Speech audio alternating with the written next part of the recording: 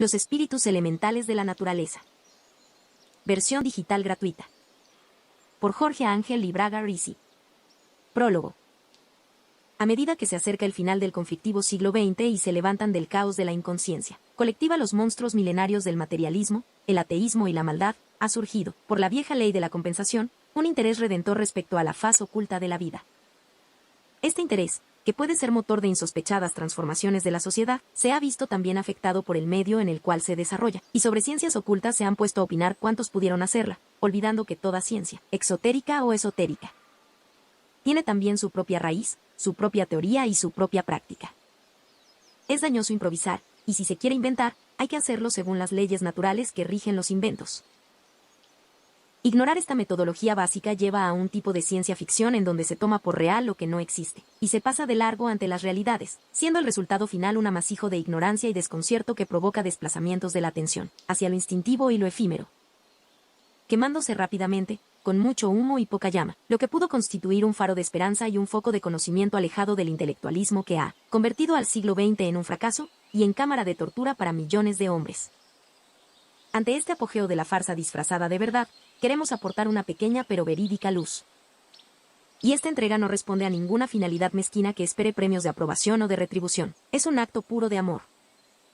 Haciendo honor a la verdad, jamás pensamos escribir esto y ponerlo a disposición pública. Pero visto tanto farsante que se ha puesto a fantasear sobre el tema y convertidas en zarzas sangrientas, impregnadas de diabolismo, las sublimes rosas cuyo perfume permite a las almas sensibles la percepción de estas, aunque sea en las tinieblas, nos decidimos a levantar una diminuta punta del milenario velo. Velo que no era necesario cuando los hombres vivían en contacto con los mundos sutiles y sus habitantes. Cuando no les temían. Cuando no pretendían utilizarlos instrumentándolos en beneficio de sus pasiones. Este pequeño manual es entonces un paso hacia la esperanza, hacia la creencia en un mundo nuevo y mejor. El tema central, los elementales o espíritus de la naturaleza, será tratado de la manera más sencilla posible, a partir de una cosmovisión que permita descubrir, al lector espiritualmente preparado para ello, un mundo de seres que no son sobrenaturales sino que existen en su propia dimensión. Sean percibidos o no por quienes están presos en su propia esfera centrada en los sentidos corporales.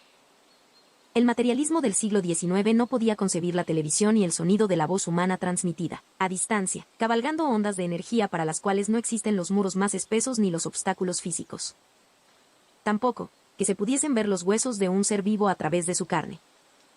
No queremos abrumar con ejemplos por todos conocidos, pero sí recordar que lo sobrenatural lo es solo para aquellos que tienen un concepto estrecho de lo que es natural. Los rayos ultravioletas e infrarrojos existen, aunque nuestro ojo desnudo no pueda percibirlos bajo formas e imágenes. Los elementales existen, aunque la enorme mayoría de los hombres haya perdido la capacidad de percibirlos. Esos seres llamados por el moderno esoterismo elementales, por el hinduismo devas y por el cristianismo ángeles, son tan variados y diferentes entre sí como pueden serlo, sin dejar de ser vegetales, un ciprés de un trébol. Hagamos un esfuerzo conjunto. Volvamos a ser niños, volvamos a creer y a entender. Dentro del gran fracaso del siglo XX conformemos un módulo de supervivencia que parta hacia un horizonte luminoso y verídico, dejando atrás los temores de la noche y los alientos corporizados de la gran bestia de la ignorancia, el intelectualismo estéril y la desesperación. Capítulo 1. El megacosmos. Según los antiguos, existen ciclos tan largos en el universo que a los humanos les merece, uno solo de ellos, el nombre de eternidad. Esta es una nominación evasiva, pues en verdad el hombre no puede concebir la eternidad sino la duración constante. Y aún esta duración padece de una conceptuación deficiente, pues no entendemos cuándo comienza ni cuándo termina, sin dejar por ello de existir. Todo intento de racionalización de este fenómeno se nos escapa, como el agua entre los dientes de un tenedor. Tan solo percibimos la mínima humedad que el paso del líquido dejó sobre el utensilio. Pero es lo único que de ello podemos obtener y a esto nos aferramos para tener, aunque sea, un atisbo de conciencia de aquello que rebasa nuestra conciencia en sí. Lo que llamamos megacosmos, por darle un nombre lo más apropiado posible, constituye el conjunto de galaxias separadas por millones de años luz en lo material y todo aquello que por ser inmaterial tiene para el hombre una existencia evidente pero irreal para sus sentidos y para su inteligencia. Es el misterio. De ello jamás hablan los verdaderos esoteristas, y si se ven forzados, lo hacen de manera tal que no puedan extraerse definiciones que, por sus naturalezas, nieguen, limitándolo, aquello de lo cual tratan. En el origen y la finalidad del megacosmos están los enigmas, todo lo que ignoramos e ignoraremos mientras estemos bajo nuestra humana condición. Ni siquiera podemos definirlo por negación, pues negar algo es ya darle una condición y abrir opinión. Nuestra única seguridad interna es que en ello está Dios, pero no el Dios bueno, o con cualquier otro atributo humanizado. Simplemente Dios. Simplemente misterio. Es lo que ignoramos, sacralizado por su dimensión sobrehumana, pararracional y totalmente fuera de nuestro alcance conceptual. Los indos le llamaban la no cosa y lo mismo hicieron todos los esoteristas de todos los pueblos. Todo está allí y nada está allí. Y no nos excluimos nosotros mismos, los seres humanos. El cosmos. De la primera dualidad teos y caos, purusa y prakrti o como se la quiera llamar, nació el cosmos inteligible, el que tenemos posibilidad de entender. De la entropía eterna del megacosmos pasamos ahora a otra entropía, el cosmos, que es dinámico, que marcha, se transforma y en el gran juego de Maya, enfrenta miles de espejos. En él nacemos y morimos y renacemos miríadas de veces. El cosmos es axiológico y tiene una estructura piramidal que procura la selección de los más aptos con el fin de que ayuden a los menos aptos. En este mundo hay verdad y mentira, placer y dolor, vida y muerte. Los ciclos son definidos y definitorios, existe el karma. Se hace mérito o demérito. El número de elementos que lo componen es fijo y siempre igual, pero sus combinaciones son tan numerosas que bien podemos llamarlas infinitas. Aquí todo es válido, todo tiene propiedad, pero asimismo todo es relativo. Conocemos lo grande por comparación con lo pequeño, aquello que en presencia de algo aún más chico se vuelve comparativamente grande. Tenemos idea del movimiento por relación entre dos o más cuerpos, según en el que fijemos nuestra atención, diremos de él que está inmóvil. Si por ejemplo viajamos en un automóvil y nos concentramos en una montaña a la vera del camino, nos parecerá que es nuestro vehículo el que corre, pero bastaría con bajar los ojos y fijarlos en la guantera del coche para que la montaña se nos haga fugitiva. Nuestra bendición y nuestra maldición en este cosmos es que siempre, alguna vez, alcanzamos lo que deseamos y damos veracidad a lo que creemos veraz, y viceversa. Percibimos a Dios y en él creemos. La fe es el corazón de toda inteligencia. Este cosmos, que nos es inteligible sin más intermediarios, es nuestro propio habitáculo, la galaxia a la cual pertenecemos, el sistema solar al cual pertenecemos, el planeta al cual pertenecemos, el país que habitamos y el suelo que pisamos. Nuestra excesiva consubstanciación con nuestro cuerpo material y con su entorno nos ha mutilado los sentidos para percibir, salvo como sensaciones primarias, toda vida que se desarrolle en una frecuencia vibratoria que escape, por debajo o por arriba, a nuestro estrecho espectro septenario, del cual tan solo hemos desarrollado 4 rayos, y en este cuarto estamos fijos, percibiendo los otros 6 como extremidades extendidas de un hexagramatón que rodease un punto central. El microcosmos. En sentido amplio lo constituye el hombre, y en sentido estricto cada hombre o mujer. El esquema está planteado en la actualidad según una dualidad básica, yo y mi entorno. Yo soy el punto central de este esquema, y mis otras 6 posibilidades de concienciar se reducen, al considerar el huevo áurico de mi entorno, a 5, que son mis 5 sentidos. Ha nacido el pentagramatón. He aquí al hombre. En el hombre del siglo XX. Las herramientas, por sofisticadas que sean, no pasan de ser extensiones de nuestros brazos o nuestros pies. La radio lo es de nuestras orejas. La televisión de nuestra vista. Un satélite artificial no es más que la transmutación de la piedra que lanza al aire un niño que juega. Todas son extensiones de nuestras posibilidades, pero no profundizaciones. La cultura del siglo XX es una cultura horizontal, que se expande rápidamente como una masa de aceite, pero que, a medida que se expande, se adelgaza y se diluye en una fibrilación perimetral. Y aparecen huecos y desgarramientos en su propio seno. La sobreextensión la convierte en especular y sus características la fuerzan a juegos caleidoscópicos, desconcertantes de surrealismo artístico, social, económico, psicológico y religioso. No hay raíces ni perspectivas. El sistema está bloqueado. El hombre desplaza velozmente su cuerpo, pero viaja atrapado en sí mismo, ciego y sordo, sin capacidad para el asombro filosófico y menos aún para la proyección metafísica. No se concibe el bien, sino la beneficencia. No se aprecia la paz del corazón sino la comodidad de las nalgas. No se medita sino que se especula. El mundo se ha transformado en una cesta de grillos presos que hacen mucho ruido pero que no pueden trascender las mallas de un parloteo desesperado, aturdidos todos por sus propias colisiones psicológicas. La opción es cruelmente simple, o se muere loco o se guarda silencio y se trata de vivir plenamente en todas las direcciones del espacio-tiempo. Una buena apertura es el conocer otras dimensiones, donde moran otros tipos de seres. Esos que, cuando el hombre no estaba contaminado por su propia aglomeración exterior e interior, percibía. Para ello es indispensable que el hombre se sienta de nuevo parte del universo, ni su dueño ni su esclavo, simplemente parte de ese macrobios que es el cosmos en el cual está insertado el microcosmos o antropos. Descartemos las contradicciones inventadas en la cámara de los espejos y vayamos a las armonizaciones que nos son naturales. Capítulo 2. El universo como ser vivo. Esta no es una hipótesis de trabajo ni una teoría, es una realidad. La vida una es y está en todo. Lo que se llama vulgarmente nacimiento y muerte es mera transfiguración, cambios de aspecto según la perspectiva desde la cual se observa. La entropía que mencionamos anteriormente es una cualidad del universo por la cual nada se pierde, nada se gana, todo se transforma, siendo los cuerpos meras sombras de los espíritus sobre la dimensión en que estos espíritus tienen sus conciencias. Así, cuando el hombre tiene sed de cuerpo, renace físicamente pues su karma acumulado cabalga sus deseos y sus temores. Se está siempre donde se desea o se teme estar. Esto es posible porque, aunque la materia parezca discontinua, una gama riquísima de energías lo une todo. La energía es continua y su continuidad no merma con las diferencias de sentido e intensidad.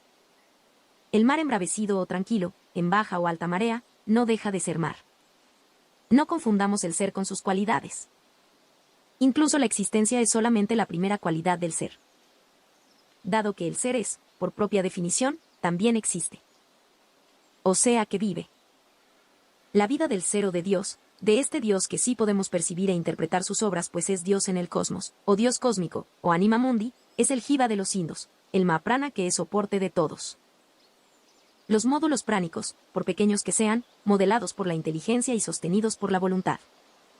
Lo mineral, lo vegetal, lo animal, lo humano, lo heroico, el mundo de los dioses y la columna de luz que los reúne, todo vive, todo alienta, todo vibra y se mueve o se aquieta. Aquel que pudo abrir sus ojos a la vida, lo percibe por doquier. Una vida inteligente, voluntariosa en su querer ser. Toma las formas y densidades que necesita. Se vuelve pez en las aguas, cervatillo en los bosques, roca en las montañas, relámpago en el cielo, beso en los labios, brillo a la espada, murmullos en el silencio, formas fugitivas traslúcidas en las noches, voces que nos hablan desde dentro de nosotros mismos. Música de piedra en los viejos templos y arquitectura inmaterial en Wagner. Todo vive por siempre dentro de este ciclo de vida, dentro de este macrobios cuyo espíritu es Dios nuestro Señor. La muerte no existe. Planos de vibración en el universo. Aún siendo la substancia una, esta substancia vibra y es rica en matices que otorgan diferentes oportunidades de formas de vida. Dentro de nuestro universo, y más concretamente en nuestro sistema solar, existen 10 planos de vibración según puede entenderlos el hombre. De los 3 superiores no vamos a escribir. Los 7 restantes, que tienen importancia directa para el hombre son, de arriba a abajo. Plano de la voluntad espiritual, llamado por los indos Atme. Es el más elevado y está como insertado en el tercer plano cósmico de la tríada o lago solar. De este plano de la voluntad espiritual no se pueden dar características más detalladas pues supera en mucho la capacidad humana de entender.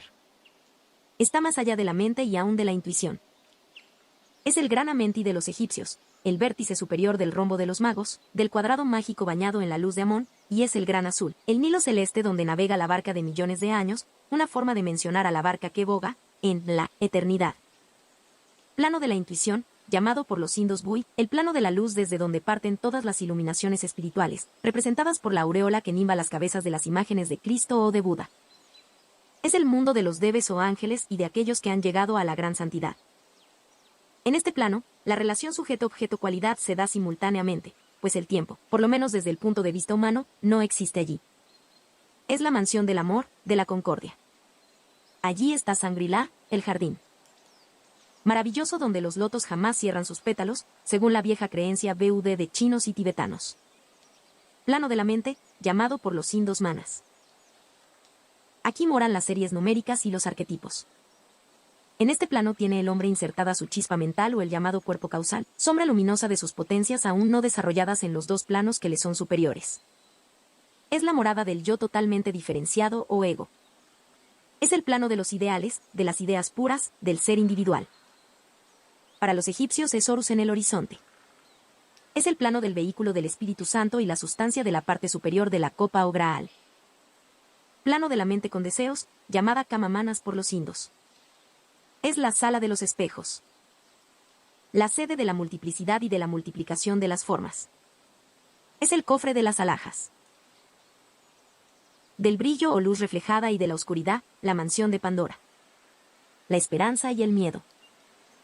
Es la fragua de Vulcano donde se forjan los artefactos. Donde las ideas se persiguen y se alcanzan, se unen y se separan. Los mayavirupas o ideas formas nacen y se desarrollan antes de precipitarse o de elevarse. Aquí viven los deseos y se conoce la angustia. Plano de la psiquis o dobles luminosos, es el mundo vibratorio en el cual los arquetipos y los deseos toman formas orgánicas constituidas de materia, sutil o energía polarizada. Muchas de estas formas tienen sus contrapartes en el mundo más denso, el físico, y aunque se las llama dobles, los verdaderos dobles son los robots orgánicos que son sus sombras. Por ello, los egipcios llamaban a los cuerpos humanos en este plano Ka o doble luminoso y le reconocían poderes sobre la materia. Los hindúes llaman a los cuerpos hechos con esta materia psicológica Linga Sarira, cuerpos inapresables por medios físicos. La energía polarizada sobre arquetipos, y la que los sustenta, es lo que los cabalistas medievales entendían como luz astral en su parte más burda, pues hay otra luz astral que no está en este plano, sino en el segundo, que es donde se desarrollan los ambogas de los santos y budas.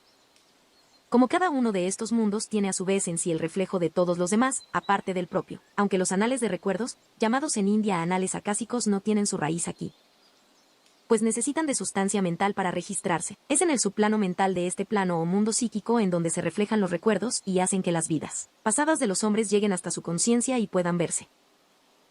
Sin la luz astral serían como películas ya impresionadas pero que no se podrían, por transparencia, visualizar con la relativa facilidad con que logran impactar a muchas personas. También en este mundo hay reflejos de las cosas que van a suceder, pues estando más cerca del plano causal, los impulsos pasan por aquí antes de llegar a la tierra física. Los sonidos, los colores y algunos perfumes tienen en este mundo su patria natural.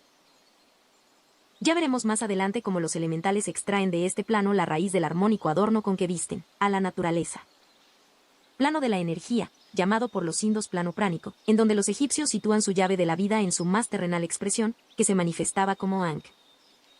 Aquí la energía se polariza constantemente y de manera muy compleja, y mediante una dinámica electrotérmica, por decirlo en términos actuales que se parecen en algo a lo que queremos realmente decir, y el mantenimiento de una densidad media de la materia. Se regulan las relaciones de velocidad relativa, de distancia, de cooperación entre los vectores de fuerza. Los efectos de estas fuerzas son los que plasman los cuerpos físicos. Corno lo hacen las limaduras de hierro sobre el uso magnético de un imán. En este plano están los cuerpos más densos de los elementales y en él efectuarán sus fenómenos corrientes. Plano de la materia, donde los indos sitúan al Stula Sarira o cuerpo físico humano que, con su entorno físico, es lo que conforma el hábitat normal de los hombres, el soporte de todos sus actos.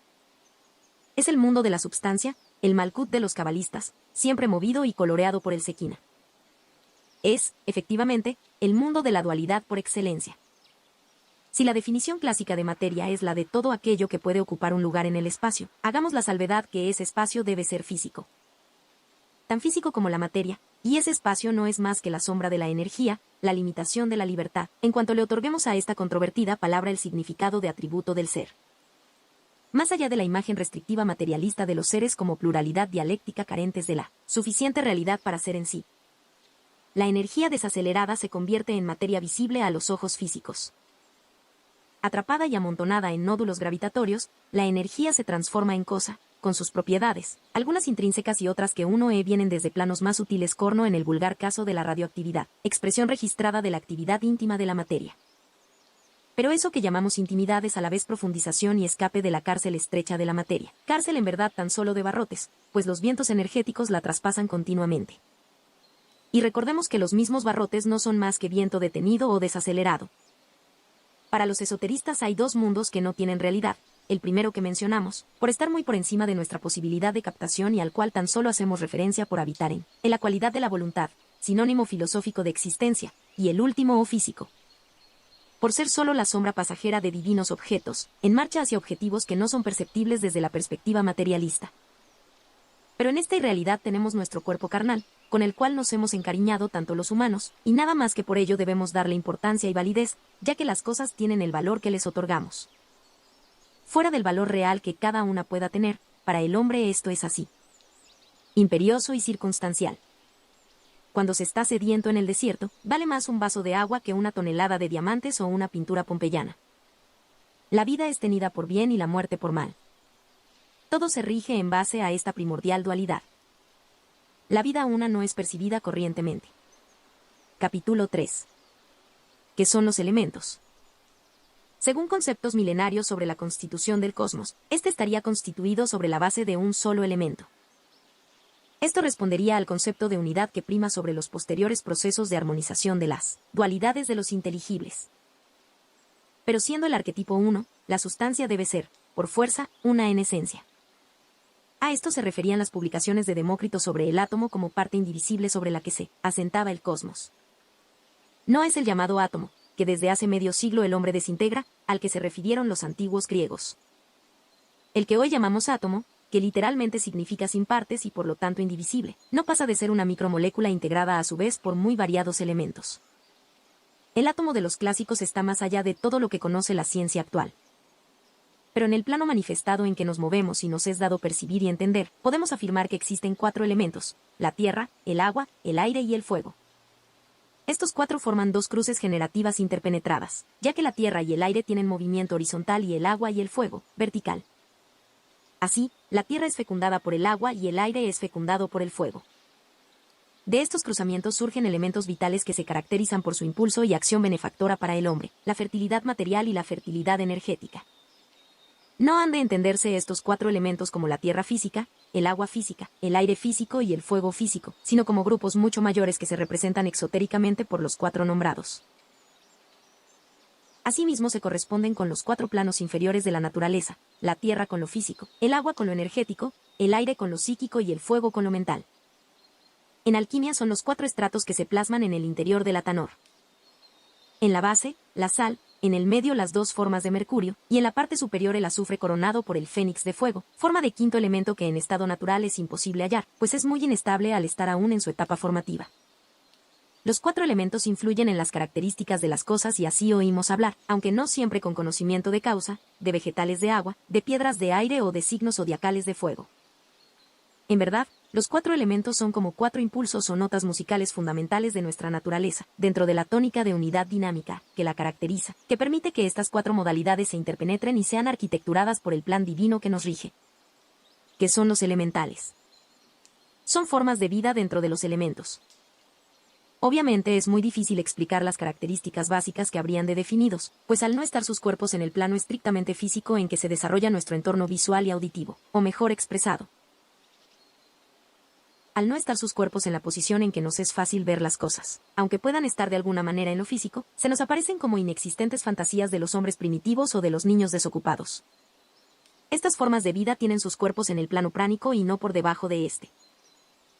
Pero como los planos no están cortados como por navaja, sino que hay una gradación casi infinita entre ellos, y las circunstancias de la naturaleza no son siempre las mismas, con variaciones que conocemos como el día y la noche, las épocas del año, la altura, la profundidad, la mayor o menor carga de electricidad estática, las diferentes presiones atmosféricas y las diversas temperaturas, los componentes pasajeros del aire como son las concentraciones de agua, de ozono, etc., sumado el todo terrestre a las influencias de los astros, especialmente del Sol y de la Luna. En ciertas ocasiones los elementales caen en una mayor materialización que los hace sencillamente visibles. Pero aún en tan favorables condiciones no son observados normalmente. Daremos un ejemplo: una hoja rígida de papel que estuviese sostenida a 25 metros de nuestros ojos, en pleno día, sería perfectamente visible si nos mostrase alguna de sus caras de manera perpendicular a nuestro ángulo de visión.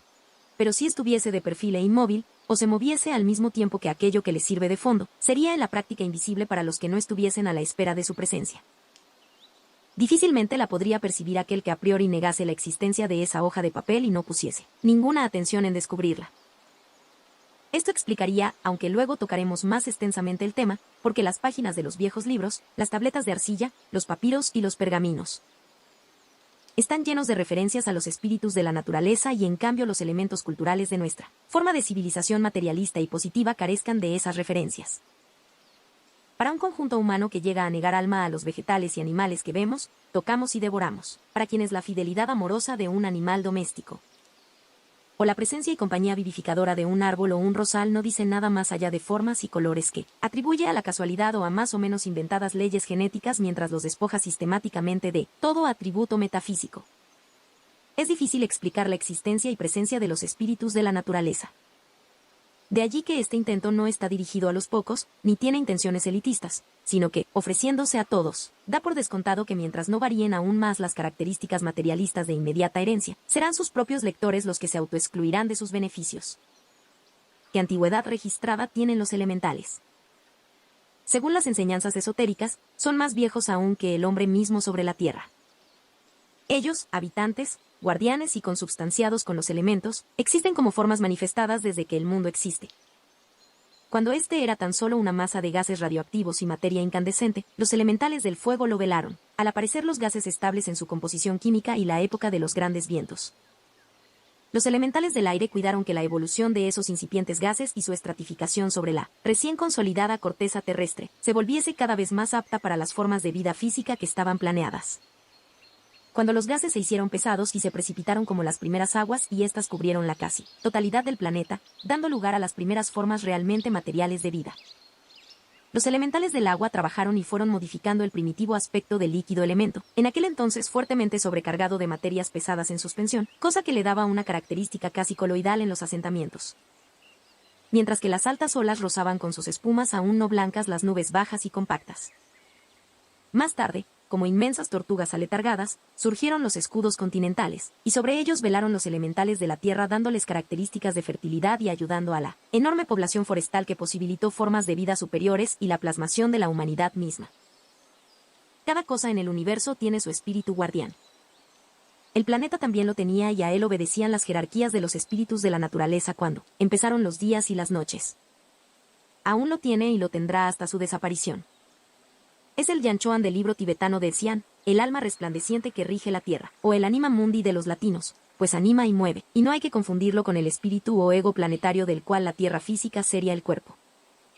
Este conocimiento es milenario y no sabemos cuándo empezó.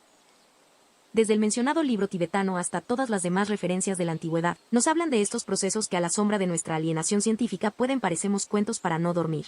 Pero los elementales, como esos que siendo pequeños y débiles, pueden entrar en relación con los hombres, también llenan los libros viejos.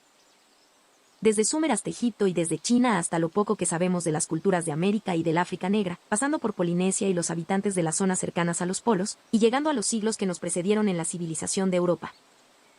Los espíritus de la naturaleza tienen papel relevante en aquellas formas de vivir menos contaminadas y más naturales.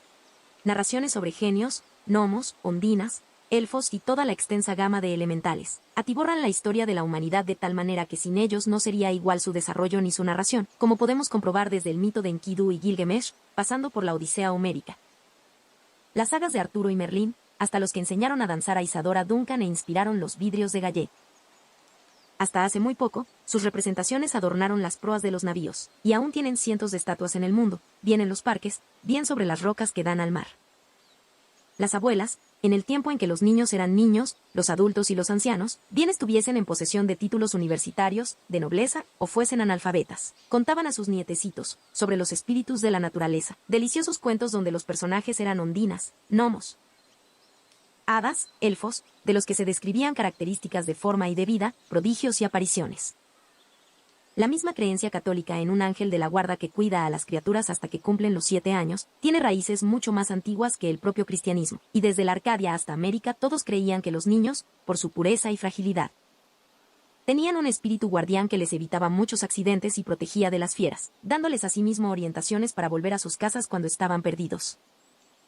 Lo más curioso de todo esto es que en pueblos tan disímiles, los espíritus de la naturaleza se representan de manera semejante en sus distintas interpretaciones artísticas. En la tradición se habla de los mismos seres elementales en la Europa central del siglo XV que en el corazón de la India del segundo milenio a.C. Si tenemos en cuenta que muchos de estos grupos humanos no se conocían ni sospechaban su mutua existencia, el que hayan tenido tantos puntos de coincidencia en la descripción de los elementales nos lleva a márgenes que rebasan toda posible casualidad. Es evidente que todos vieron las mismas o muy parecidas cosas y que obraban de las mismas maneras. Se los atraía, se los conjuraba, se los repelía o se los temía, pero siempre de la misma manera. Esto reafirma que estaban, diferentes pueblos, ante un mismo tipo de fenómeno y que por lógica unicidad humana lo trataban de parecida forma. Como ante un no todos hicieron puentes más o menos sofisticados, pero puentes al fin. Y si todos los pueblos antiguos han hablado de los puentes que construyeron sobre ellos, es evidente que los nos eran una presencia real. Lo mismo vale para los elementales, que eran para todos los pueblos antiguos una presencia real, que llega hasta nuestros días a través del folclore y los viejos tratados. Capítulo 4. ¿Cómo son los elementales, sus formas y manifestaciones? Dada la finalidad de este pequeño libro, nos referiremos ahora a las formas que asumen a la visión y percepción humanas los elementales. Anteriormente hemos dicho que los espíritus de la naturaleza tenían por cuerpos formas de energía y que no eran estrictamente físicos o materiales en la versión común del término, aunque la energía es también material y a diario nos muestra sus efectos en el plano más denso de acción. El hecho de que la llamada electricidad sea energía y normalmente invisible, no quita que al correr por la superficie de un cable metálico produzca fenómenos materiales traducidos en movimiento de pesadas piezas de una máquina, que a la vez mueve o traslada toneladas de materia. Y todos conocemos los fenómenos meteorológicos que se traducen en rayos y relámpagos, centellas y luces de San Telmo. Por otra parte, la existencia de estados vibratorios intermedios entre la energía invisible y la materia visible hace que, según se rebasan esas fronteras, de arriba a abajo, la posibilidad de observación humana de los elementales se potencie, aún sin proponérselo. Pero normalmente los elementales tienen su parte más densa o cuerpo en el plano energético, pudiendo en condiciones favorables, ya citadas, reflejarse hasta cierta corporeidad en las zonas etéricas, que son mezcla y enlace entre lo que podemos llamar energía, cuya característica es la carencia de forma perceptible por nuestros sentidos, y la materia, cuyas características no son evidentes y fácilmente registrables. De ello podemos colegir que los elementales tienen como propiedad una plasticidad mucho más veloz que la nuestra, siendo sus formas más inestables y dinámicas.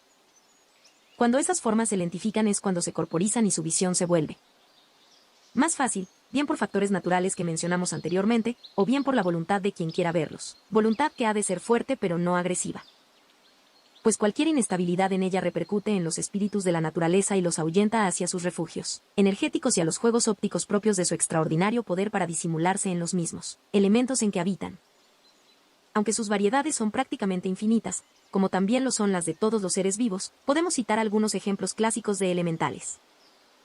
Los de la tierra, gnomos, hadas y enanos. Denominación extraída del griego, genomos, o el que vive dentro de la tierra. La variedad de estos espíritus de los elementos es, como en todos los demás, tan grande que abarca desde ciertos monstruos, que así podríamos llamarlos basándonos en el latín, en el sentido de prodigios o alteraciones de lo normal, y siendo para ellos la tierra sólida el ámbito en el que se mueven. Como para los humanos lo es el aire, no encuentran otra resistencia en las más duras rocas, que nosotros ante las ráfagas de viento, hasta los pequeños enanos que refleja el folclore de todos los pueblos. De los primeros podemos decir que están en continuo movimiento, en expansión y retracción, pudiendo alcanzar tamaños semejantes al de los más grandes mamíferos conocidos. Los segundos, de aspecto humanoide, no suelen levantar del suelo más de un par de palmos. Estos últimos son los más conocidos, enanos u hombrecillos inocentes, bondadosos y crueles como los niños. Carecen de toda conciencia ética y no podríamos decir de ellos que son buenos ni malos. Traviesos por naturaleza, gustan burlarse de quienes los buscan torpemente y son, en cambio, sumisos servidores de los verdaderos magos. Aunque los tiene que haber de ambos sexos, ni las narraciones ni mi propia observación registran hembras. El aspecto suele aparentar una edad madura, aunque no representa lo que nosotros llamamos edad, pues viven siglos y no conocen, como nosotros, los estados de niñez, adultez y vejez. Sus apariencias son siempre las mismas. Salvo la cabeza, grande en relación al cuerpo como en el caso de los enanos humanos, son bien proporcionados. Van siempre vestidos y parece ser que, sobre un patrón de ropa a la manera campesina, copian las modas humanas que les son contemporáneas cuando nacen, y así las guardan todos los siglos que duran sus vidas. No existe apariencia de desgaste en dichas ropas, aunque no dan la sensación de ser nuevas sino arrugadas y ajadas como si fuesen muy viejas, pero indestructibles. Aún en los mayores grados de materialización, obtenidos tan solo en condiciones especiales y en lugares no frecuentados por los humanos, no emiten sonidos ni los perciben. Huyen del sol y aman la luz de la luna, de los pequeños candiles y de las luciérnagas. Apacibles, suelen estar mucho tiempo inmóviles. Los hay no mayores que la altura de un puño, no más altos que un pulgar, como dicen los cuentos para niños. Estos son muy difíciles de percibir por los adultos, aunque ellos han de creer todo lo contrario, pues en presencia o cercanía de los humanos se esconden tras las cosas, en los rincones menos iluminados, aprovechando su poder de pasar a través de la materia. En los cajones de los muebles que no han sido abiertos en mucho tiempo. Gustan de la cercanía de los niños y les sugieren lugares y posiciones para sus juguetes, bailes y cantos, rondas y juegos de escondrijos. Traviesos, hacen encantamientos psíquicos que evitan a los adultos el hallar pequeñas cosas como ser lapiceros, gafas, agujas, clavos. Retirado el velo, se divierten viendo cómo se encuentran las cosas perdidas, a veces en lugares distintos a los que estaban, lo que presupone en ellos una cierta posibilidad de traslación, aunque es mucho más corriente que sus propios encantamientos unidos a los desconciertos. Angustias y apuros que provocan sus travesuras en los humanos, hagan que sean las mismas personas las que llevan el objeto en la mano y lo colocan en otras partes sin ser conscientes de ello. En las épocas de las corporaciones laborales, cuando el hombre no había automatizado su posibilidad de trabajo y cuando ponía verdadero interés en él, tal cual lo vuelven a poner los artesanos, los pequeños gnomos eran sus invisibles compañeros de taller, sus ayudantes de tareas. En casos excepcionales, algunos ocultistas lograron con su magia hacer trabajar ejércitos de gnomos, materializados por lo menos en parte, en su auxilio, pero tal tipo de trabajos forzados desagradan a los elementales. Los que gustan tener cierta iniciativa que es un equivalente al juego o diversión. También se han registrado en Oriente una variedad de gnomos, o simplemente mutaciones de los mismos, que llegan a tener una apariencia humana normal y que ayudan a los viajeros en los caminos, pueden hablar y dar consejos, aunque no comen ni duermen como los humanos y tampoco envejecen. En estos casos están siempre solos y son confundidos con monjes. La misma versión la encontramos en la antigua Grecia, pues los monacos eran los emisarios de Hermes que, en las encrucijadas de los caminos, tenían sus escondrijos y cuidaban las primitivas ermitas. Se decía de ellos que no comían ni amaban, ni hablaban casi, prefiriendo hacerse entender por señales. La tradición quiere que tuviesen algo en su anatomía diferente a la de los humanos, las puntas de las orejas, lo que los emparentaba con otro tipo de elementales de los bosques que luego fueron llamados silvanos. El típico gorro de Hermes servía para ocultar esta anormalidad, que muchas veces fue relacionada con el mito del rey con orejas de burro y dotado de poderes parapsicológicos, como Midas. Los gnomos u hombrecillos pueden, si lo desean, trasladarse con enorme velocidad y estar instantáneamente donde quieren estar. Y así, hacen pequeños servicios a los magos que están en relación de trabajo con ellos, como avisos en base a ligeros golpes dados en muebles, y otros que veremos más adelante. A pesar de no tener un alma en grado de diferenciación, como la humana, logran la apariencia de ella bajo la influencia de un ocultista práctico que pueda comunicarse efectivamente con ellos. Las hadas son asimismo elementales de la tierra. Aunque sus múltiples variedades y la tradición literaria y popular las exalta de tal manera que, en numerosos países, la denominación es sinónimo de hechicera o maga, como en la versión de la Baja Edad Media y la renacentista del mito de Merlín en la saga de Arturo, en donde Morgana aparece como un hada. De apariencia similar a la humana, sus tamaños varían entre el diminuto y el de una persona normal. Regidas asimismo por la luna, gustan reunirse en lugares alejados de toda presencia humana y bailar en círculos en los prados circundados de bosques. La especial forma de reproducción de las setas, que configura una expansión de la especie en forma de anillo, ha emparentado estos vegetales, en la tradición popular, con los círculos de las hadas. Es que, ciertamente, son las hadas muy expertas en el conocimiento de las virtudes ocultas de las plantas y de los minerales. Hábiles en encantamientos, magias y hechicerías, inspiran a los curadores naturales sus extrañas y a la vez rudas artes, en donde se mezcla la intuición con el recuerdo mutilado de una ciencia perdida. Cierta variedad está estrechamente ligada a los humanos, y en las viejas monarquías solían dar a los recién nacidos sus regalos en forma de bendiciones, o de maldiciones si había circunstancias negativas de por medio. Gustan de los niños en general, sugiriéndoles juegos y protegiéndolos de los peligros, e inspirándoles telepáticamente las acciones que los preserven vivos y alegres. Son atraídas por las golosinas y dulces, cuyo perfume y doble las tienta a correr con la, para ellas no siempre grata, compañía humana. Gustan de los sonidos armónicos y de las figuras geométricas circulares. De aspecto femenino, no conozco si las hay varones. No son las contrapartes femeninas de los gnomos, como vulgarmente se cree, pues sus características y naturalezas son distintas y se ignoran los unos a los otros, como pasa con animales de diferentes especies.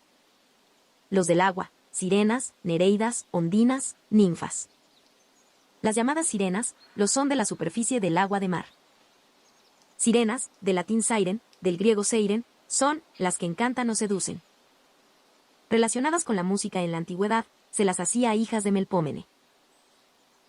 Se las describe con cabeza de mujer y cuerpo de ave y también de pez. Aliadas de las formas elementales que rigen las brisas marinas, producen sonidos armoniosos muy parecidos a la voz humana, que pueden imitar por sus poderes telepáticos. Podríamos colocarlas en la cúspide jerárquica de toda una gama de elementales que, siendo de agua, necesitan de la combinación con el aire para vivir. En el otro extremo estarían las pequeñísimas criaturas que viven tan solo en la espuma, que nacen y se disuelven con ella, sobre todo en las noches de luna llena. Según la antigua medicina, tenían estas últimas la capacidad de realizar extraordinarias curaciones en quienes se bañaban en las aguas. También servían a los magos que podían leer augurio S en la reflexión de la luz lunar o camino de plata de la luna llena sobre el mar en calma. Existe otra variedad de sirenas que aparecen en las noches en que las olas se vuelven fosforescentes al estar saturadas de formas animales, como las llamadas noctilucas. Traen malos presagios y peores recuerdos. Están relacionadas con el antiguo misterio de la luna sumergida del cual no hablaremos. Las nereidas son poderosos espíritus de la naturaleza femeninos que servían de escolta a Afrodita, la nacida de la espuma. Pueden alcanzar grandes profundidades y habitan en grutas sumergidas. Su alta jerarquía las hacía también compañeras de Anfitrite, la esposa de Poseidón, rey del mar y de las grutas subterráneas, antiguo señor de los terremotos y de los caballos, por lo que las espumas rizadas que alzan las olas se identifican con las crines de los caballos de Poseidón. Tradicionalmente relacionadas con la realeza y el señorío, se las hace proteger las difíciles maniobras de los antiguos barcos de vela de los reyes y los emperadores. Sus contrapartes masculinas son los tritones, también del séquito de Neptuno. Responden al trino poder del reflejo del logo sobre el gran espejo o cristal negro de origen terrestre e ígneo, guardado en Suli para la corona del rey del mundo. Tienen, como las nereidas, el cuerpo en su mitad superior semejante al humano, y en su mitad inferior como de pez alargado, a la manera de la serpiente de mar. Ataviados con algas y corales, perlas y conchas, tocan supersónicas caracolas etéreas anunciando el paso de los triunfadores. Conocen el secreto de los tesoros sumergidos y en ocasiones se los representa como violentos ejecutores de la voluntad de su amo, que con su tridente mágico, bien mantiene a los barcos sobre las aguas, o los empuja a las rocas y los desfonda. En épocas pasadas aconsejaban a los humanos viajeros en ciencias perdidas, provenientes de continentes sumergidos. Las ondinas deben su nombre al latín, unda, literalmente, ola. Habitan en los ríos, especialmente en las regiones donde corren entre rocas y producen cascadas y espumas rumerosas.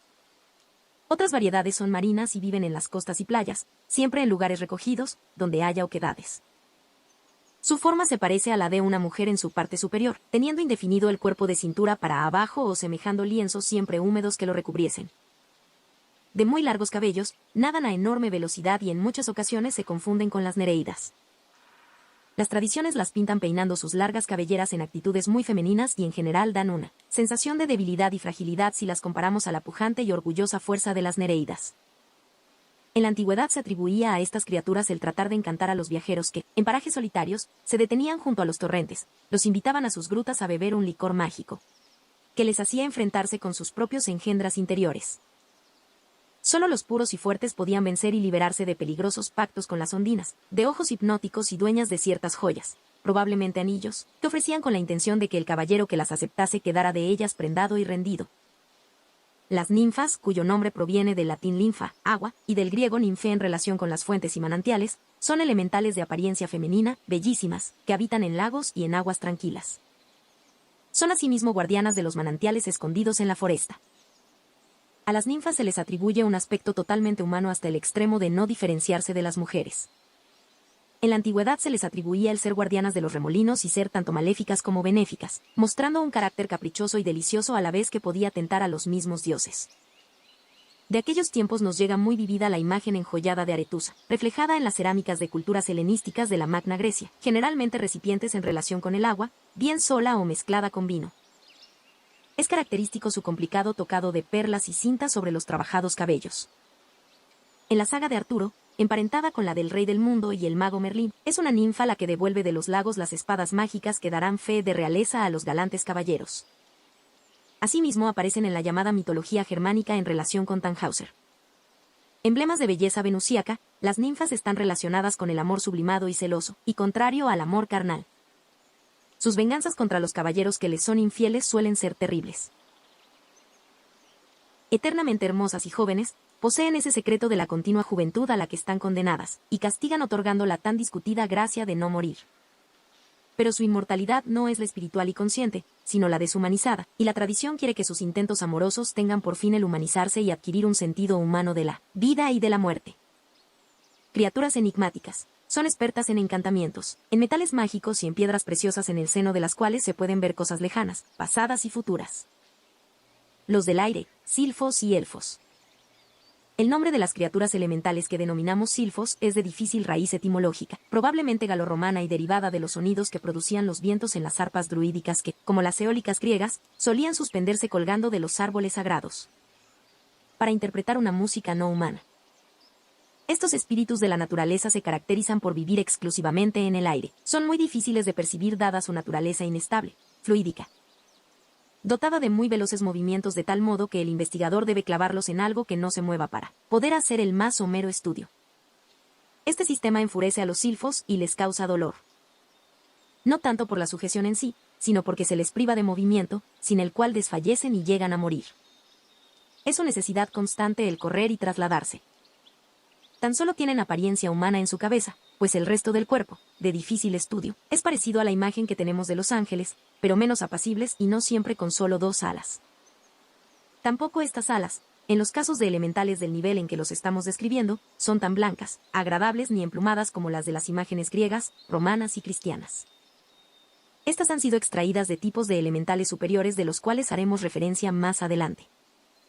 Los elfos, del Celta Faeris, son elementales de formas muy bellas y muy pequeñitas. A la manera de mariposas etéreas, viven en las cercanías y en la corola de las flores. Sus cuerpos son antropomorfos y los hay de figuras femeninas o masculinas, aunque ello no tenga estricta relación con su reproducción, pues copian formas humanas. Sus vestidos son a la manera de túnicas cortas y livianas. Sus movimientos constantes son semejantes a los de las abejas cuando liban en las flores. Extremadamente energéticos, tienen grandes poderes curativos aunque en ese tipo de trabajo se extenúan hasta morir. Su radio de acción llega hasta donde lo hace el perfume de la flor. Las flores sin perfume no tienen elfos de este tipo. Son, en algunas de sus variedades, muy afectos a los humanos, sobre todo a los niños y a los que tengan inocencia y sensibilidad artística. La luz los excita y la oscuridad los apacigua. Gustan de los sonidos suaves, de los colores y de la luz reflejada en los espejos no muy pulidos. Sus graciosas figuritas se completan con pequeñas alas parecidas a las de las libélulas y mariposas, pero más hermosas, etéreas y en constante movilidad, a la manera de los colibríes. Unidos de las manos suelen hacer aros de danzas y promueven los encantamientos benéficos.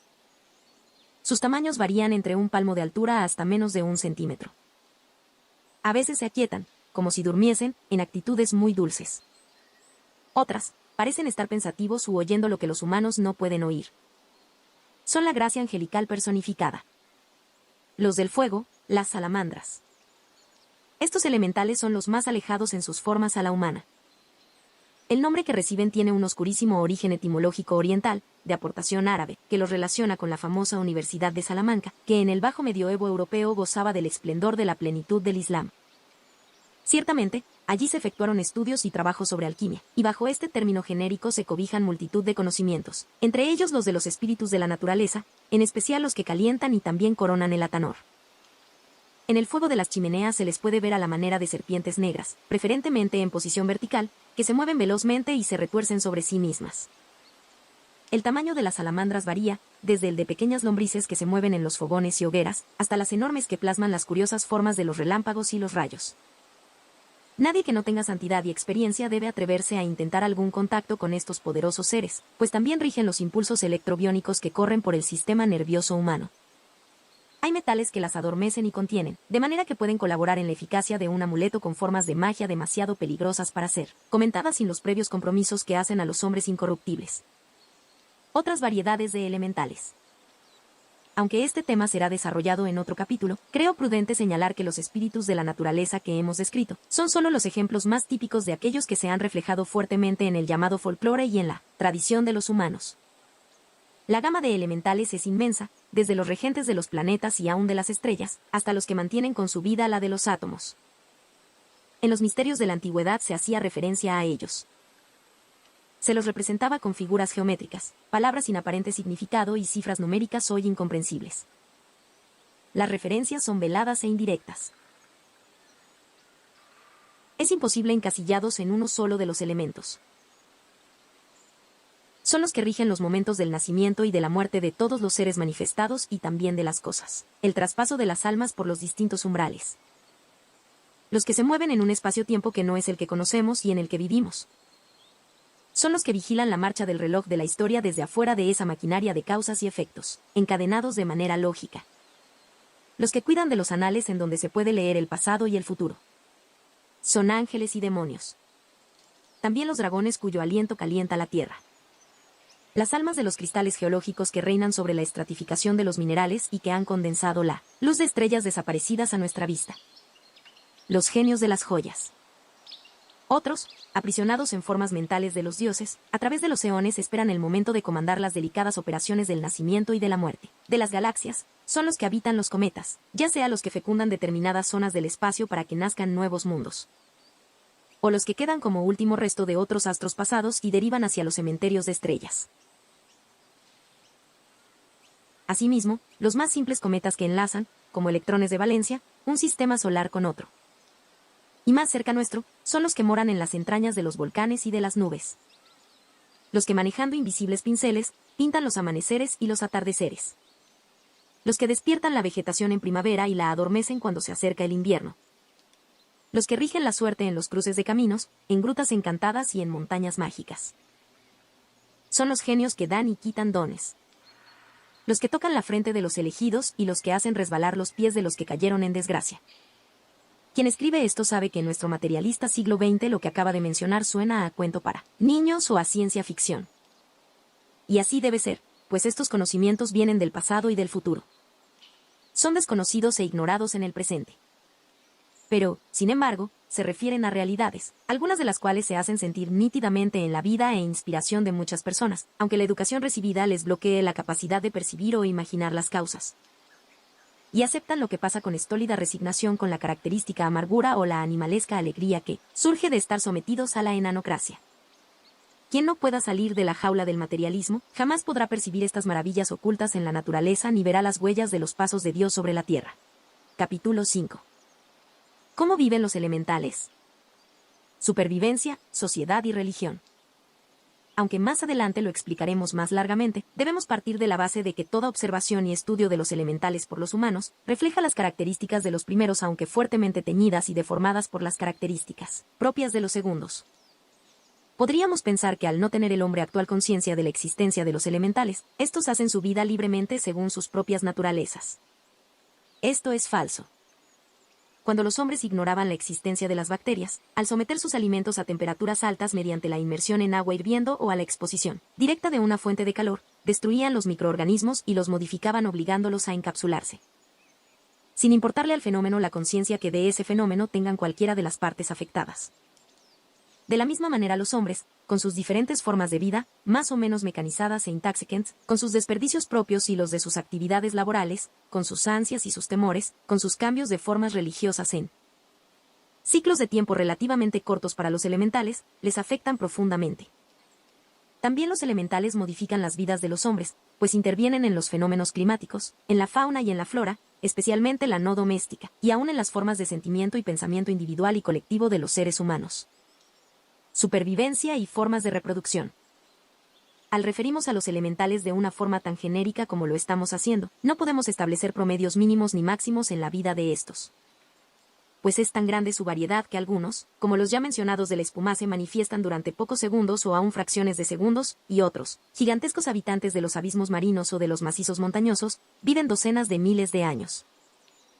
Si profundizamos un poco más el tema y consideramos que son elementales los que rigen las variaciones de las órbitas de los elementos subatómicos y de los llamados nidos de galaxias ya que configuran la inteligencia elemental de toda forma de energía, nos encontramos con que los límites anteriormente mencionados son simples muestras en medida humana para que podamos entender algo sin perdernos en lo insondable de lo infinitamente pequeño y lo infinitamente grande, ya que toda cuestión de tamaño es relativa para nuestra concepción, y para el hombre, tal como dijese Protágoras.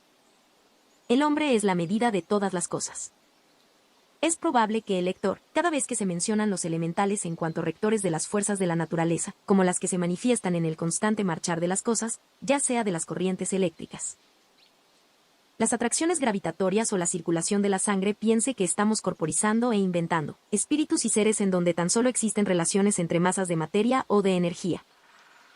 Desde el punto de vista materialista eso es cierto, pues quiere esta visión particular y restringida del mundo medir y pesar todos los aspectos y exteriorizaciones, las propiedades y los atributos, desentendiéndose del porqué en la constante alienación del cómo.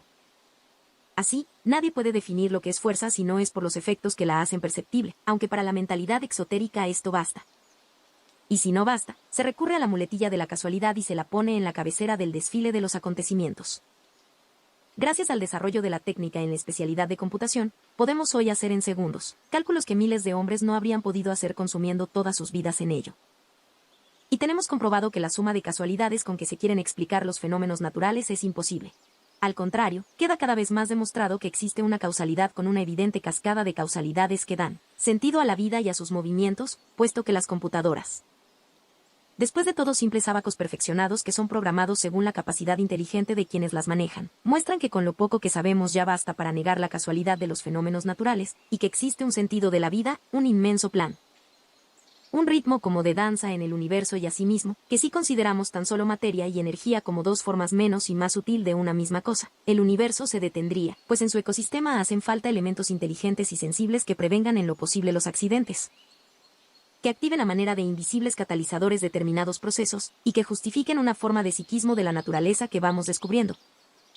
A ese factor X, como gustan llamado algunos científicos de avanzadas concepciones, nosotros le llamamos elementales o moradores de los elementos. Este es un conocimiento viejo como el mismo hombre y sus restos se conservan en el folclore de todos los pueblos, más o menos deformado por la superstición y la fantasía, por las costumbres y por las necesidades, pero es básicamente cierto. Tal vez, por dar un ejemplo cualquiera, los Red Caps no sean como los narran los campesinos escoceses, siempre buscando nueva sangre para colorear sus gorros y encaramados en las ruinas de los castillos, pero es inevitablemente cierto que donde hubo grandes batallas y matanzas, y donde han quedado restos de osamentas y armas que estuvieron mojadas en sangre, en los teatros de esos cruentos encuentros en los que la desesperación y el terror hicieron mella en tantos hombres y animales, se conserven por un tiempo formas mentales y psíquicas que impregnen de alguna manera el entorno, cosa que cualquier persona sensible puede percibir aunque no sea exactamente lo que se llama un medium. Descartar esta posibilidad a priori es bastante anticientífico, y más aún antifilosófico. Donde hubo fuego, queda por un tiempo la tibieza de los rescoldos y por donde corrió el agua se percibe humedad. Los actuales métodos técnicos basados en la percepción de los rayos infrarrojos delatan, por la mancha de frío completamente invisible a nuestros ojos, donde estuvo aparcado un automóvil en un lejano día de sol. Pero los briosos caballos de la técnica muerden el freno de un auriga casi ciego que es la ciencia actual. Recurramos pues a la vieja ciencia, a las tradiciones y al conocimiento esotérico en búsqueda de la verdad, de la cual una gota vale más que un océano de mentiras por muy codificadas y publicadas que estén. Así, los elementales nacen, viven y mueren como todas las cosas manifestadas. La ley es una para todos y Dios sabrá por qué es así. Lo que resulta evidente para nosotros es que todo lo que entra en lo que llamamos existencia, se desgasta y modifica hasta hacer peligrar sus características originales. La inteligencia que nos rige ha optado por la renovación de las formas en preservación de lo más interno e importante, así como nosotros cambiamos la ropa usada por otra nueva cuando lo consideramos necesario y nos es posible hacerlo. Pero aún este ejemplo doméstico requiere una percepción del desgaste y un cálculo de posibilidades de reemplazo y de las modalidades del mismo a la luz de la experiencia anterior y de la capacidad presente de renovar. Debemos tener en cuenta nuestra tendencia más o menos subconsciente de antropomorfizarlo todo y extender los detalles de nuestro ciclo vital a los demás seres, cosa generalmente falsa, pues cada forma de vida tiene, por fuerza de su propia naturaleza, características que le son propias más acá de la ley única que nos rige. Que todo se renueve no quiere decir que forzosamente lo haga de la misma manera y en el mismo lapso de tiempo. Si bien los elementales que están más cerca de los hombres, o sea los que estos pueden percibir más fácilmente y viceversa, tienden a una antropomorfia. Por ser el hombre un arquetipo, dentro de su cápsula evolutiva difieren en muchas características. Hay elementales que son parecidísimos a los hombres, y por tanto, parecidas son sus formas de nacer, vivir y morir. Incluso en circunstancias favorables han llegado a corporizarse tanto que, transformando su energía en materia, nada milagroso, de la misma manera se transforma la energía potencial de una piedra suspendida.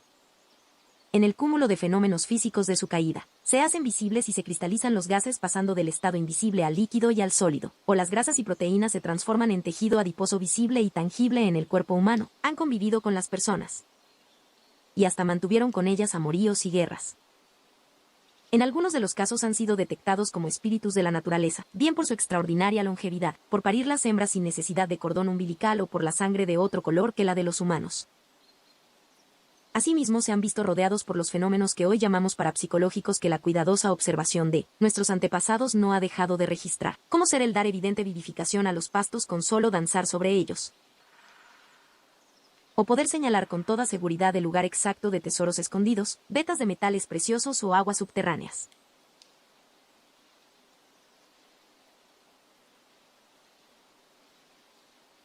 La vieja afirmación de que algunas casas reales tuvieron sus orígenes en el cruce de un humano con un espíritu, de la naturaleza, o con un semidios, o con un dios mismo, no es tan descabellada como hoy nos parece al ver los restos petrificados de esas otrora dinámicas y creativas casas reales. Pero la ley de los ciclos es inexorable, y si los antiguos reyes hacían prodigios, los actuales necesitan de la aprobación figurativa de sus pueblos. Otros elementales son tan simples como un pequeño tejido energético, sin forma definida ni capacidad para hacer otra cosa que flotar en las cercanías de los rincones de las casas o bajo las raíces de los árboles. La reproducción de estos nada tiene que ver con la humana y más bien la podríamos comparar con la partenogénesis celular. Son simples jirones de vida que no pueden ni quieren vencer el magnetismo del suelo cerca del cual se arrastran. Con ellos juegan frecuentemente los gatos domésticos, enganchándolos en las proyecciones magnéticas de las puntas de sus uñas. Los hay, también, los que son verdaderos desperdicios etéricos que abundan y se amontonan en los lugares donde hay malos olores, miasmas, aires sobrecargados de las opacas emanaciones de los cuerpos enfermos, o perfumes venenosos de drogas y de plantas maléficas. La reproducción de estos es rápida, a la manera de los esporos en los hongos, y se los ahuyenta haciendo correr aire y agua limpios, haciendo penetrar la luz del sol y aumentando toda forma de higiene física. Desde el muy simple jabón hasta las nubes del incienso y la mirra o el estoraque quemado sobre una plancha caliente, o carboncillos. Los populares palillos de incienso tienen poca eficacia pues están confeccionados comercialmente con mezclas inadecuadas de productos innobles. Como sería inacabable mencionar las diferentes formas de supervivencia y reproducción de los elementales, daremos un ejemplo de una forma media de vida, en un hábitat restringido. Nos referimos a los gnomos que habitan los lugares poblados de pinos. Son estas criaturas tímidas, que por su gran longevidad, comparada a la nuestra, llevan copias de las ropas que usaban los campesinos de pasados siglos. Carecen aparentemente de toda sexualidad reproductiva, aunque son víctimas de una gran sensibilidad, de manera que cualquier emoción que tenga una mota de violencia los espanta y los hace desaparecer, sutilizando sus formas y mimetizándose en las ramas y cortezas. Se alimentan de las excrescencias áuricas de las resinas de los árboles y de sus perfumes, por lo que suelen aceptar obsequios altamente perfumados. Entiéndase por aceptar el acercarse a ellos y absorber sus emanaciones. No gustan de la compañía de los hombres aunque su innata curiosidad hace que jamás estén alejados de ellos y los observen frecuentemente. Incluso les gastan bromas, que es una forma infantil de comunicación, produciendo ruidillos en la noche, tendiendo engaños psíquicos que hagan dificultoso el hallazgo de pequeños objetos justamente cuando son necesarios. O materializándose muy fugazmente a lo lejos de manera que dejan a los hombres y mujeres, preferentemente jóvenes, confusos y temerosos. Pero las concentraciones humanas los aterran y los dobles de los hombres aplastan los suyos y los emponzoñan hasta producirles terribles enfermedades y la propia muerte, que es para ellos, como para nosotros, el abandono de sus vehículos más densos. Con la diferencia que en el caso de los elementales la conciencia individual desaparece como acto, fundida en el alma grupal de su pueblo o grupo étnico. Tienen instinto de supervivencia, pero no les desespera la muerte pues tampoco tienen imaginación como para verse en otra situación que en la que, en ese momento se ven. Les cuesta recordar y hay casi que forzarlos a ello, y aunque saben muchas cosas de manera innata sobre las propiedades de las plantas y las relaciones de los astros, con los fenómenos terrestres, solo contestan si se les pregunta y si se les sabe preguntar muy pacientemente. Volviendo al mismo tópico 1000 veces si es necesario. Al no poderse materializar jamás de manera completa, están incapacitados de hablar, si bien oyen, aún en gamas que escapan a nuestros oídos. Así se comunican con los humanos que gozan de su amistad, y en cierta forma imperan sobre ellos, en base a señas y esbozos telepáticos, haciendo la comunicación dificultosa y al principio muy lenta y desalentadora. Sus apariencias son siempre como de viejecitos, aunque entre ellos notan las diferencias que les da la edad. En determinadas épocas del año, cuando hay humedad y la luna se ve tan solo ocasionalmente a través de las nubes, en horas cercanas a la medianoche, se los ve pulular en las ramas de los pinos. En otras ocasiones, de las axilas que esas ramas forman con los troncos o con otras ramas mayores, ellos extraen su prole, que creció dentro de una forma de saco amniótico etéreo del color de la resina. Siendo muy pequeños, los recién nacidos son en forma y proporción idénticos a sus mayores, y su desarrollo se percibe tan solo por el aumento de tamaño, más no por otras variaciones que se puedan apreciar dentro de las especiales condiciones en que, se comprenderá, son observados. Sociedad y religión. Sistemas de gobierno. Como no nos cansaremos de recordar al lector, la cantidad de variedades de los llamados espíritus de la naturaleza o elementales es tan grande como la que podríamos registrar en reino animal. Difieren las costumbres de las jirafas y de las tortugas, las de los perros y las de los peces. Ante un problema de igual magnitud, nos encontramos con el agravante de que, siendo los elementales seres cuya corporización normal se da en el plano de la energía, y son por lo tanto inmateriales e invisibles para la inmensa mayoría de los humanos, y cuando visibles, lo son de manera restringida. Toda generalización está condenada al fracaso. Así, prefiriendo una pequeña verdad a una gran mentira, nos vamos a referir otra vez a un caso específico: los gnomos que habitan en los pinares. Viven en sociedad, en tribu, formando una familia extendida en donde cada uno guarda su individualismo, aunque está y se siente plenamente unido al resto de la comunidad. Como comparación pueden valer las relaciones que se establecen espontáneamente entre los niños humanos antes de haber sido contaminados por la educación, o mejor dicho, antieducación, a que hoy los someten los mayores. Para un niño, el que otro tenga alguna diferencia de color de piel, sea tartamudo o cojo, puede ser motivo de broma, pero jamás de segregación del grupo. Se lo invitará y hasta se lo forzará a mantenerse cerca y se lo tendrá en cuenta para todo.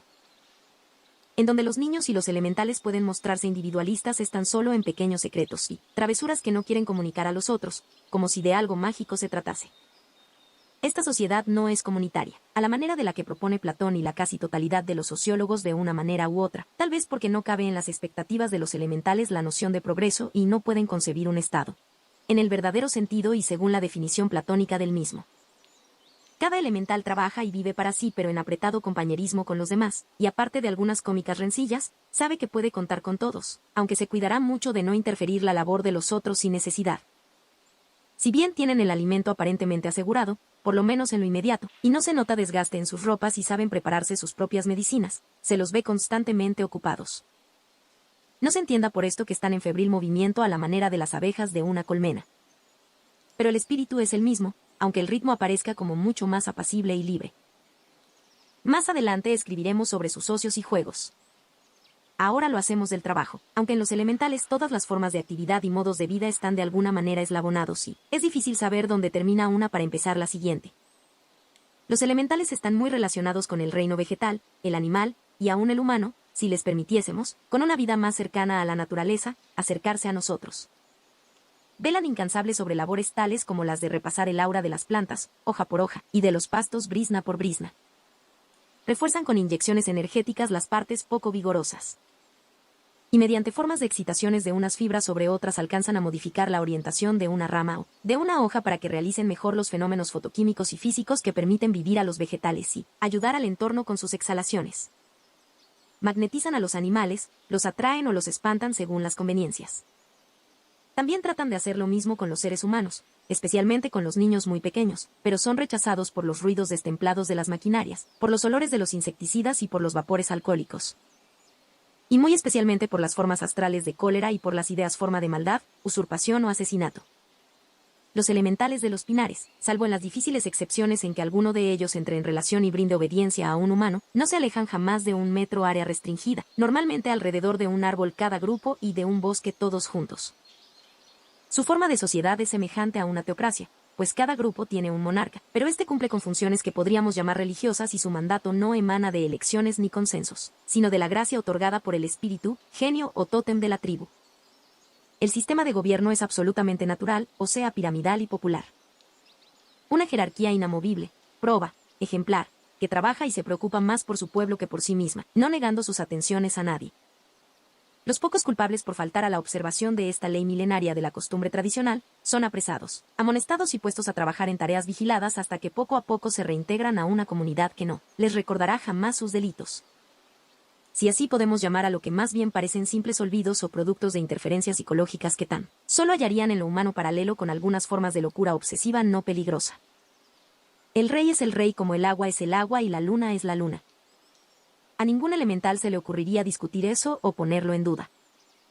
No teniendo una mente como la nuestra, no conciben los cambios ni las revoluciones. Están sanamente contentos con lo que conocen y por las dudas, no aspiran a conocer nada más. Muchas veces, reflexionando sobre ellos, me ha sorprendido la inmensa sabiduría milenaria de sus sistemas y lo grandemente constructivos que son para él, plan de la naturaleza, y las muchas bondades que otorgan sin esperar por ello recompensa alguna. Ni concebir siquiera una forma de pago por su dación al todo. Si a veces sienten inclinación por alguna golosina o por la presencia de algún humano que los haya encantado, no tienen en su sentimiento ningún afán posesivo ni pasión alguna, simplemente se acercan a ellos como el caminante se acerca a un fuego.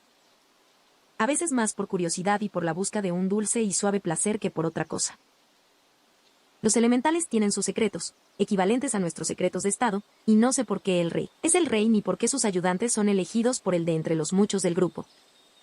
Sí sé que el conjunto los respeta definitivamente y que, a su manera, pueden dar 1000 razones de la mayor magnitud de sus gobernantes. Pero no de dónde ellos provienen. Se reúnen en periódicas asambleas, en noches de luna llena, en las que forman verdaderas comisiones de trabajo, se mantienen informados de la marcha de toda la comunidad, de quienes murieron y quienes nacieron y de cualquier otra novedad, todo con un espíritu de gran paz y experiencia. Como quien realiza un rito millones de veces repetido. Aunque todos parecen iguales y no conozco escuelas que los diferencien, algunos son más sabios que otros en determinados temas y mutuamente se consultan. Se atienden.